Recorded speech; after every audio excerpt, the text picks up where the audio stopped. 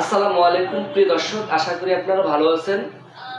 Thiago Messi এবং এস্তেবান কিকি Ramos এই দুটির ভিতরে কম্পিটিশন চলতে আছে আমি মনে করি, এবং এটা আমার ব্যক্তিগত অ্যানালাইজ। আদৌ কি থিয়াগো মেসি 2030 বিশ্বকাপ খেলতে পারবে, নাকি এস্তেবান কিকি রামোস 2030 বিশ্বকাপ খেলতে পারবে? এই দুটি কোয়েশ্চন আপনারা অবশ্যই কমেন্টস বক্সে জানিয়ে দেন।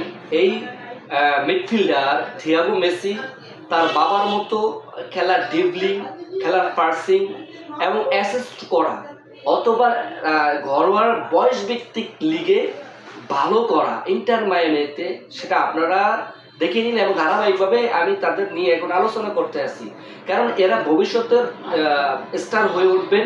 কারণ এখন বর্তমানে লিওনেল মেসি এবং নেইমার এবং CR7 Cristiano Ronaldo, Luka Modric, আরও অন্যান্য প্লেয়ার কিন্তু ঝরে পড়ে যাচ্ছে, মানে শেষ হয়ে যাচ্ছে তাদের দিন। এখন পরবর্তী দিন হচ্ছে এস্তেবান কিকি রামোস, থিয়াগো মেসি এবং নিকো ফাস, এদের মতো প্লেয়াররা মাঠে ধাপিয়ে বেড়াবে। ওই দিক দিয়ে যদি বলিস, ব্রাজিলের সেই কাওয়ান বাসিল এবং ব্রাজিলে আরও অনেক ছোট ছোট উদীয়মান খেলোয়াড়রাও হয়ে উঠতে আছেন। এবং সেই জায়গায় আবার ওই জায়গাতে হচ্ছে CR7 এর ছেলে পর্তুগালের, এবং আরও আদার্স কান্ট্রির ভিতরে এখন কিন্তু তাদের প্রজন্মটা একটু ডিফারেন্ট হবে। কারণ আধুনিক ফুটবল তো ভাই, আধুনিকটাই খেলা দেখবেন। কারণ সেই সময় তারাও থাকবে স্টার, যেমনিভাবে সর্বকালের স্টাররা বিদায় নিচ্ছে, বিশেষ করে লিওনেল মেসি, তো তারাও থাকবেন একটা সময় স্টার।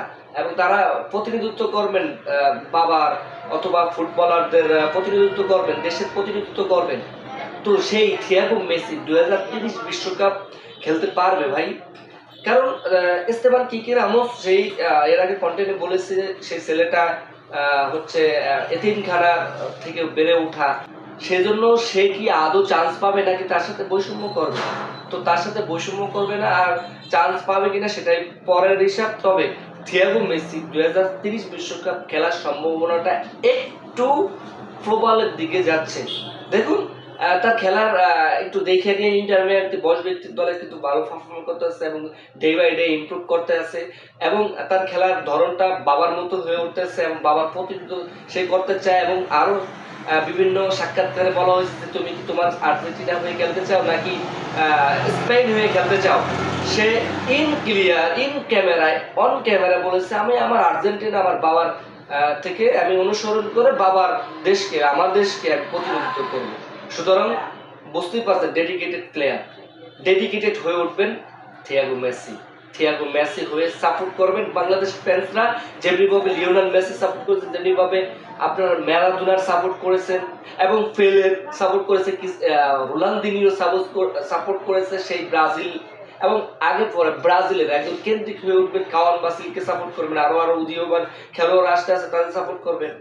সুতরাং শুভকামনা থাকবে নিকো ফাজের জন্য, শুভকামনা থাকবে থিয়াগো মেসির জন্য, শুভকামনা থাকবে এস্তেবান কিকি রামোসদের জন্য। কিকি রামোসও খেলবেন আশা করি।